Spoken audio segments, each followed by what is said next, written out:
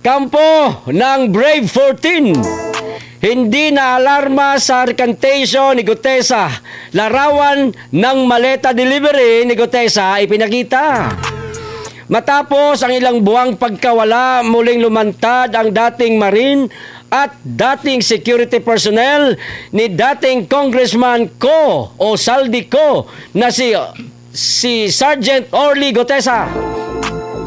Biniliktad ni Gutesa ang nauna nitong ibinunyag kaugnay ng umano'y maleta cash delivery kay dating House Speaker Martin Romualdez.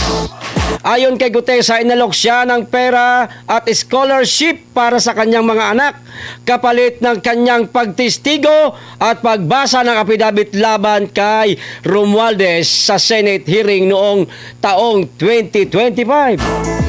Idinamay niya sa kanyang recantation sina Senator Rodante Marcoleta at dating Congressman Mike Defensor na nasa likod umano ng kanyang pagharap sa pagdinig noong nakarang taon. Matapos ang naturang recantation, agad nagpakita si Atty. Baligod ng larawan ni Gutesa sa kanyang social media account na umano'y nagpapatunay na sangkot ito sa maleta delivery scheme. Hindi na alarma ang kampo ng Brave 14 sa recantation ni Gutesa at ng mga nauna pang nagrecant dahil mayroon daw silang sapat na ebidensya kaugnay sa kanilang mga aligasyon. Sa katunayan, hindi na rin sila nagulat sa pagbaliktad ni Gutesa dahil noon pa man ay may nakahanda ng recantation para sa kanya na hindi lamang agad inilabas. Sa kabila ng recantation, sinabi ni Baligod na hindi pa rin umano maitatanggi ang umano'y paglustay ng pondo sa flood control at iba pang programa ng gobyerno. Ang Office of the Ombudsman hindi rin nabahala sa sunod-sunod na recantation ng ilang dating sundalo. Mga partner? Tama yan, partner. Sa akin naman, hindi naman ikakabahala ng tsaka hindi lang Brave 14 kundi maraming Pilipino yung pag-recant ni Orly Gutesa. Una, meron na nga kumakalat na mga video na galing kay Mike Defensor na nagpapakitang tinakot talaga si Orly Gutesa. No, yung mahal niya sa buhay, no, tinakot at nakikita natin talagang parang naging hostage pa nga dito si Orly Gutesa. Alam nyo, pag malaman ng katotohanan, nasan ba si Orly Gutesa? Sino ba may hawak kay Orly Gutesa? Mas lalong magkakaroon pa ng kaso kung sino man yung may hawak. Ang labas yan, partner, illegal detention, partner. Tama? Na kinidnap siya dito Kitang-kita dun sa video, partner. Talaga ba? Oo, doon sa kay Mike Defensor. At saka may video nilabas? May video inilabas, partner, yung audio nag-uusap yung mag-asawa at saka si Orly Gutesa. Nawala siya sa sarili niya pamilya. Wala sa sariling pamilya, nagmistulang bihag nga. Bihag nga siya, kailangan mag-recant ka, ganun, Orly Gutesa. Matagal na yung kumakalat, partner. So hindi mo rin ikakabahala. Bakit? Kumplito ng ebidensya yung Brave 14, partner May mga video, may mga picture. Alangan naman sino yung kasama nila doon nakaupo na may mga mali-malitang tinutulak, si Orly Gutesa, partner. Tsaka naniniwala pa rin ako sa majority is the wins, partner. Ilan ba sila? 14, may plus 3 pa daw. Sabihin mo na lang 5 sila kasama 5. Si Gutesa, yung nag-recant. Nag-recant. Ang numero ng naninindigan marami pa rin. 14 plus may 3 pa. Di pa lumalabas yung 3 Oo. Tapos sabi pa ni Boying may 28. So mas paniwalaan natin yung karamihan kaysa ilan lamang, partner. At ang maganda ron, partner, ginamit ni Boying yung affidavit noong 14. Correct. Tsaka may mga attachment, may mga ebidensya at tsaka matindi yung ginawa pala ng ombudsman. Talagang inikot yung lugar kung saan tinuro ng Brave 14 yung mga bahay na sinasabi nila kay Romualdez, Saldico, talagang nandoon na kumbaga alam yung parang nag-inspection talaga, partner. So naituro yung tamang lugar. So wala ring saysay dito ocular inspection. Ayan At saka malabo rin itong kay Orly Gutesa, partner, kasi pagkasabi niya doon sa Blue Ribbon, nawala siya yun lang ang pinagpapasihan. Yun, diba? Nawala. Bakit siya nawala? So ngayon, hindi na paluapan. So yun yung tanong doon. Sabi nga ni Mike Defensor, kay Mike naman to nanggagaling, hawak daw ni Martin si Orly Gutesa, partner ba dong? Tsaka yung apat bang bumaliktad, ganun din, tinakot din daw ba sila? Meron ding ipakita si Baligod, partner, na yung una tinatakot at saka una ino-offeran. Hindi, yung nag-recant ba sila, sinabi, tinakot sila ni Mike Defensor. Yung walang binanggit na ganun. partner, Wala eh, meron di ba? partner. Meron? Bago sila nag-recant, meron ano? silang pahayag, partner. Na ano, na na tinakot tinakot. din sila at inupiran sila mismo ng pera, partner. Yun nga, yung Oo. 25 million. Oh, yung una daw 5 million, tapos 10 million, pataas ng pataas yung offer, partner. Ayun. Yun nga yung tinitignan natin kung bakit hindi ka panipaniwala si Gutesa ngayon. Kasi paano ka tatakutin ni Mike Defensor? Wala naman siya sa posisyon. Correct. Si Mike Defensor ay hindi naman siya tao ng gobyerno ngayon. Correct. Oo. At alam natin lahat si Mike Defensor ay kumbaga nasa oposisyon. Mhm. Paano ka tatakutin ng wala sa posisyon na tao? Susunod ka ron? Mas kapanipaniwala kung ananakot sa'yo yung nasa posisyon talaga. Kasama si Marcoleta sa sinisi niya eh. Ay kaya nga, noon pa si Marcoleta, alam natin na oposisyon si Marcoleta. Oo. Hindi parang mahirap na tanggapin na yung mga oposisyon na nananakot Ayun. at pasusunurin ka kasi walang power yung nasa oposisyon. Pag sinabing oposisyon, mahina yan. Sa power, yung Oo, power. sa power, mahina yan. Susumbong ka lang sa administrasyon. Tapos na. Yari na yung mga yan. Oo, diba? oo. Kaya hindi ka panipaniwala. At saka, yun na nga, no? Sa dami pa na natitira. Paramihan na lang yan. Ang problema nga kasi, ayaw ipakita sa atin pare-pareho. Si Gutesa na nakita natin at kapanipaniwala siya nung una niyang testimonya. Ngayon, hindi natin nasusuri eh. Tinanong naman siya ng mga senador, nasasagot naman niya. Ngayon, walang tumatanong sa kanya eh. Basta nilang nilabas na ito yung nag-recant si Gutesa. Partner. Partner, ay, 'di ba dinamay niya si Marcolita, partner.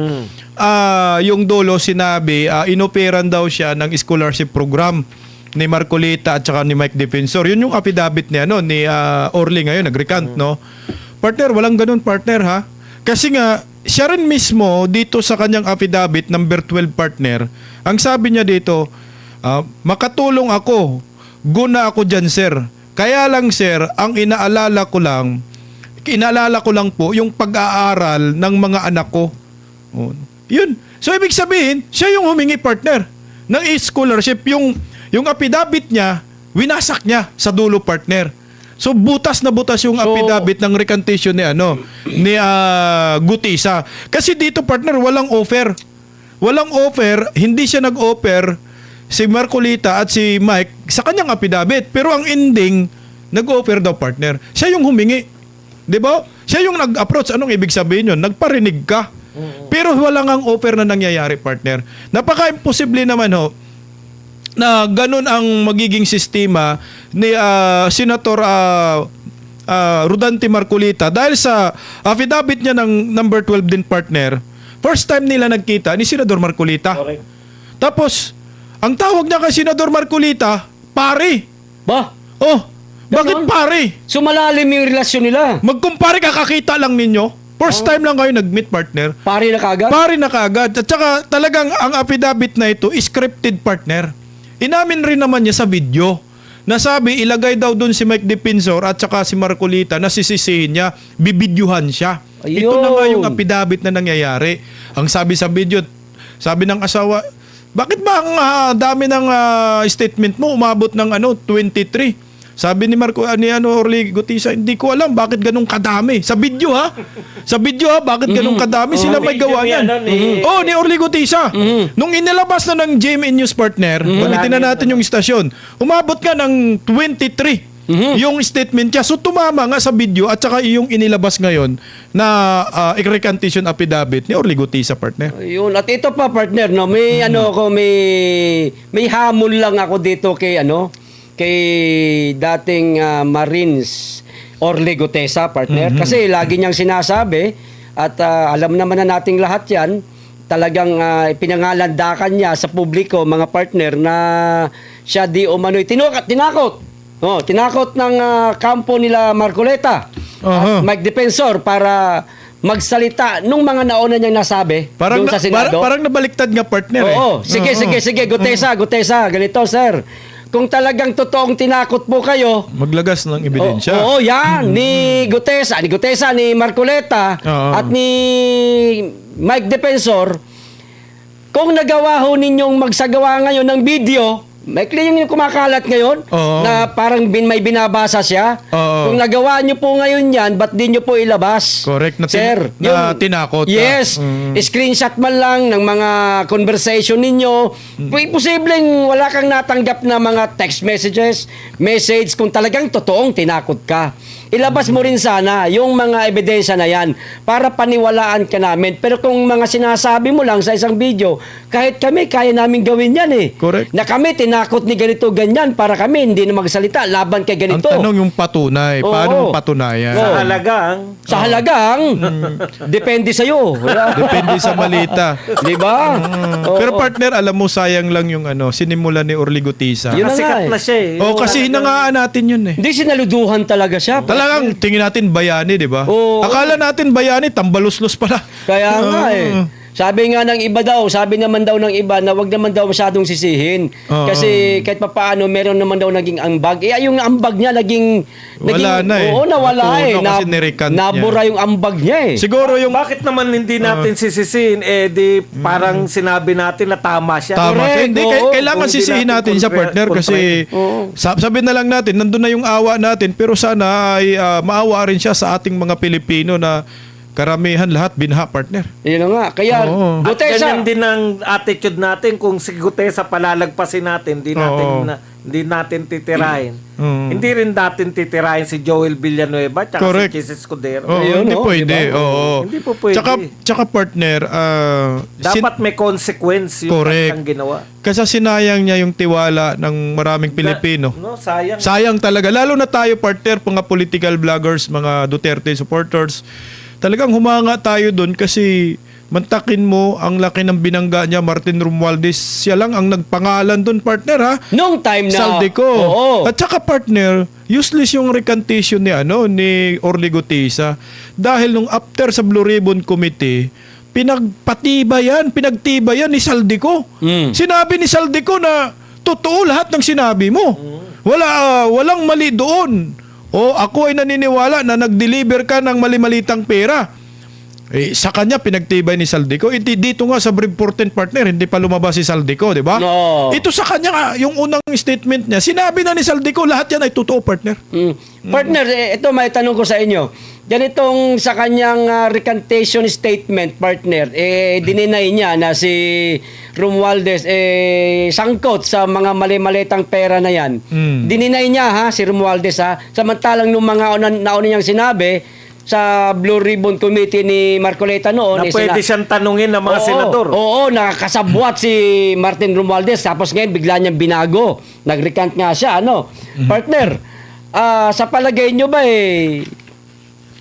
maaaring kampo ni Romualdez ang lumapit sa kanya para mag-recant siya? Partner, mas maganda siguro, basahin mo yung dyan, partner. Okay. Pag-usapan natin yung partner. Okay, larga ito. Idugtong natin to mga Dugtong partner. natin, partner. Okay.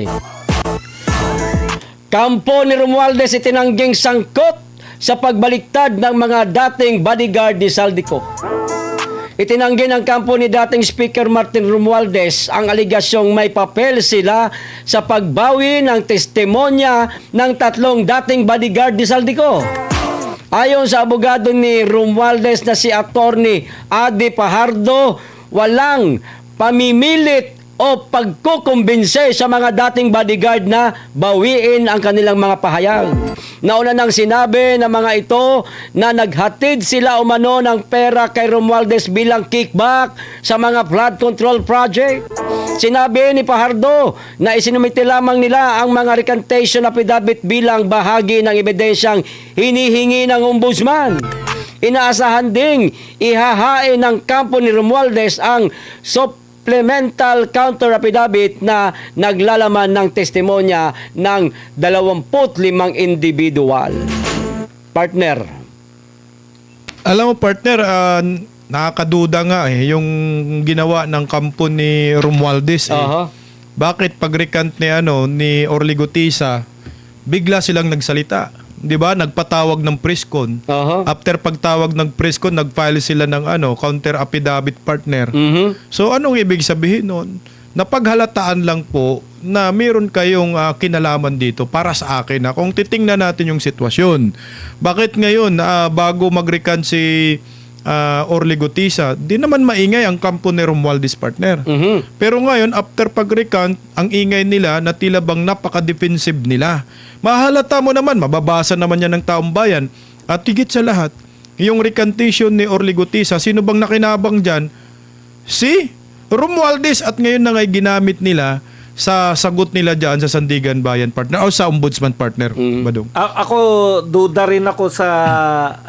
marami nagdududa sa ombudsman. Gusto kong maniwala sa sinasabi ni Boyeng. Ombudsman Boyeng ngayon na talagang tutuluyan nila, di ba? Oo. Sa salita ni Boyeng, gusto niyang tuluyan si Martin. Meron pa siyang marami pang testigo laban kay Martin. Mhm. Kaya lang, ang kaduda-duda nga dyan, bakit kala Marcoleta ang bilis? Kaya Romualdez, Jinggoy ang ang bilis. bilis.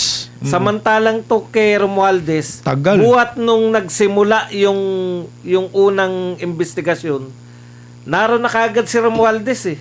Mhm. Binabanggit na kagad siya ng mga diskaya eh. Talagang mula pa ng unang araw pa lang Nung halos umpisahan ng na. investigasyon. Isang taon na, lampas na, di ba? Isang taon na. Isang taon na. Isang taon na mahigit. Naroon na yung pangalan niya. Maski si BP Sara, binabanggit yung pangalan niya Oo. na may control ng budget. Hanggang ngayon, hindi pa rin nakukulong. Kaya yung mga tao, naghihintay lang yan.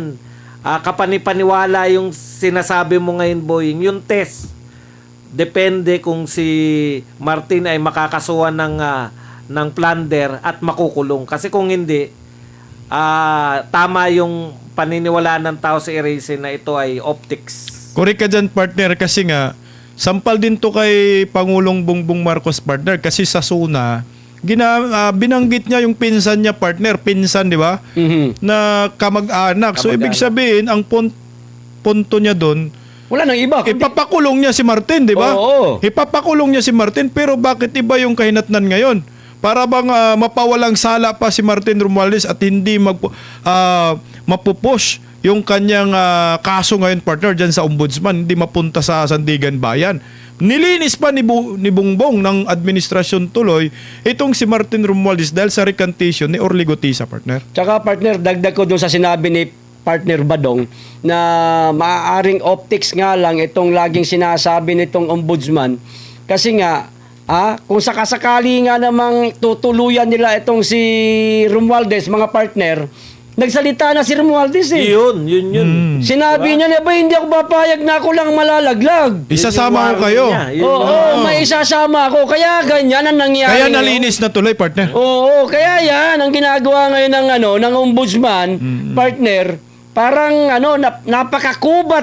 napakakupad nilang kumilos pagdating sa pagkakakonvict o nitong pagkakakulong nitong si Martin Romualdez. At saka, partner, naniniwala din ako doon sa pahayag ni Baligod, Attorney Levy Baligod, na hindi kaya ni Pangulong Bongbong Marcos ipakulong si Martin Romualdez. Yo! At ang sabi niya, hindi si Martin Romualdez ang pinaka-mastermind, kundi meron pa talagang pinaka-mastermind. Yo! Bukod kay Martin Romualdez, si Martin daw at saka si Saldico Ayun, ay nagkalaman. mga player lamang ito. Oo. Sabi ni Attorney Levy Baligod sa interview ng SMNI, partner. At eto pang malupit dyan, yung mga maiingay ng accountability, yung mga Dilawan, Kakamping at yung Makabayan Black. Oo.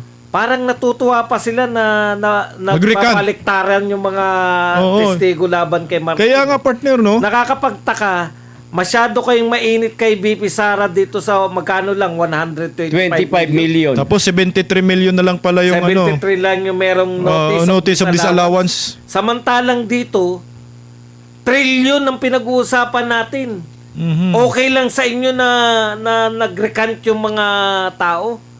Wala eh. Wala talaga silang yung panawagan. Talagang gusto nating ipakita sa mga mamamayang Pilipino na itong mga nagsasabi na sila anti-corruption, Aha. anti-Duterte lang talaga sila. Correct. Wala, At ngayon, Duterte na lang po ang tunay na anti-corruption. correct. Yo. Wala silang pagmamahal sa bayan, partner. Ang tunay dyan, partner. Tingnan mo ngayon. Anong araw ngayon, partner? Biyernes. Biyernes. Anong pitsa? 21. August 21, Ninoy Aquino Day. Ayun! Tingnan mo ngayon, partner, yung ipinaglalaban ngayon ni Ninoy Aquino. Wala na yan. Kumbaga sinayang lang, nilangaw, binangaw ngayon yung Ninoy Aquino Day. Wala nang nagsiselebrate ng mga dilawan. Bakit eh? Siyempre nakakahiya kay Pangulong Bongbong Marcos eh. Magkasama na sila, kain suka na sila ngayon, partner eh. Kaya kung pwede palang bumangon si Ninoy Aquino, pinagbabatukan na niya yung mga dilawan, partner. Tama yan, partner. Oo. Sangayon ako dyan sa sinasabi mo, partner Bisdak. Ito sa aking pananaw lang ito, mga kababayan. Komento ko lang ito. Yung Ninoy, si Ninoy Aquino, dilawan. Dilaw. Kilalang dilawan. Dilaw talaga. Dilaw. Pero talaga. pag sinabing dilaw at naroon ang pangalang Ninoy, para sa akin, si Ninoy mabuting tao yun eh. Correct. Yun Oo. yung interpretasyon Oo. natin noon, partner. Oo. Pero, Kalaban ng Marcos. oo. Ang Ninoy Aquino, siya ang nag-iisang matapang na kritiko. Oposisyon ni Marcos. Kritiko oposisyon ng Marcos Sr. Hindi naman Oo. siya nag-iisa, siya yung pinakasikat. Pero siya ang nag-iisang matapang. Hindi, partner. ang Marami. Pero Siya siya yung pinakasikat siya yung na sikat leader. at may pangalan. Kaya siya, ayun ang ginawa sa kanya. Ipinakulong, partner. Kagaya sa ginawa ngayon kay dating Pangulong Duterte na isa din sa matapang na kritiko ng kasalukuyang administrasyon. Ang ipinaglaban nitong sininoy noon na para sa bayan talaga. Diktador Ako hindi ako makadilaw, hindi rin ako dilaw. Ang ipinaglaban nitong sininoy, totoo talaga para sa bayan yan. Pero itong mga dilaw na mga naiwan ngayon, wala na. Sa sarili na nila. Nawala na yung ipinaglaban ni Ninoy na Correct. sinundan itong mga dilaw ngayon. Nabura. Oo, kasi ang mga dilaw ngayon, nakakapit na ngayon sa pula. Correct. Kain suka nga sila, partner. Oo. Alam nyo, partner, sinayang ng mga dilawan itong chance na to. Kasi Oo. yung dekada nilang binabanata na Marcos, Correct. ito na yung pinaka-worst na representation ng Marcos. Marcos. Correct, Oo. oo. Di ba? Kahit yung kay Lenny, yung tandang-tanda natin lahat, tinanong siya, bakit hindi mo ibuboto si BBM? Una, sinungaling. Ikalawa, hindi nagpapakita. Nasan ngayon? Biruin mo yan, no? Yan sana yung sinasabi ng mga dilawan kung Ngayon. pinangatawanan mo. Kaya, Correct. Di ba? Tama si Lenny. Noon, sinabi niya na sinungaling. Hindi lang si Lini, si Hontiveros nagsabi rin. Di ba? Oo. Ibig sabihin, akmang-akma sana ngayon. Hindi. Oo. Ang sinisigaw nyo pa rin ngayon, papanagutin si BP Sara Duterte. Ipakulong si BP Sara Duterte. Kaya kitang-kita po ng taong bayan ngayon, ang totoo lang kalaban ng mga Marcos, mga Duterte na lang lahat. Kasi lahat kayo kumampi. Kaya huwag kayong umasa sa 2028. Kayo pong mga binaha. Sinisisi pa sila ni Vice Ganda, partner. Oo. Dilaw na dilaw yan. Ang sisihin mo, Vice Ganda, yung binoto mong Pangulo, si Lenny Robredo, dahil sa halagang 500 milyon. Para dun sa Nakalimutan ano, niyo na yung ano, no? doon sa GC Robredo na stadium. Oo. Sa palagay ko, partner, kung halimbawa man nabubuhay pa ngayon si Benigno Aquino, At saka- at nakikita niya itong mga nangyayari ngayon sa politika, baka itong si Ninoy Aquino umanib pa sa mga Duterte. Oo, kasi ang pinaglaban Maging kakampi natin. Oo, ang ipinaglaban ni Ninoy ang mahigpit na korupsyon din sa panahong Correct. administrasyon ni Marcos Sr. Panggigipit. Oo, yan. Saka martial law. Yung Martial. siya yung Martial law. sila yung pangunahing lumalaban sa martial law. Oo, na nangyayari ngayon. Kasalukuyang nangyayari ngayon na nilalabanan din ng mga Duterte. Ganon din ang ipinaglaban ni Ninoy. Kaso, wala si Ninoy eh. Tama dito, partner, si Romeo. Si Irisi at Guanzo na lang ang di mo baliktad. partner. Correct! Oo. Yan, yung paninindigan yung dalawa, talagang pure dilaw sila, partner. Kaya nga, naging kakampi natin ngayon si Guanzon, partner eh, di ba? Oo, sa sigaw natin Sa sigaw natin. Oo, Sabi naman ni Guanzon, di naman ako didiis. Dilawan ako, pero magkasundo tayo dahil nga yung paninindigan ng dilaw noon at ng mga didiis ngayon, ito talaga, partner. At kita po yan ng mga kababayan natin. Kaya kayo po, wag na kayong papadala kasi matatamis ang dila ng mga dilawan na yan. Ngayon po natin nakikita kung sino yung tunay na lumalaban sa korupsyon, pinakamalaking korupsyon, yung flood control. Duterte at mga Duterte allies lang. Hindi po yung mga dilawan na yan. Kasi baka biglang ano yan eh. Baka biglang sabihin na naman nila kami yung mga lumaban sa korupsyon.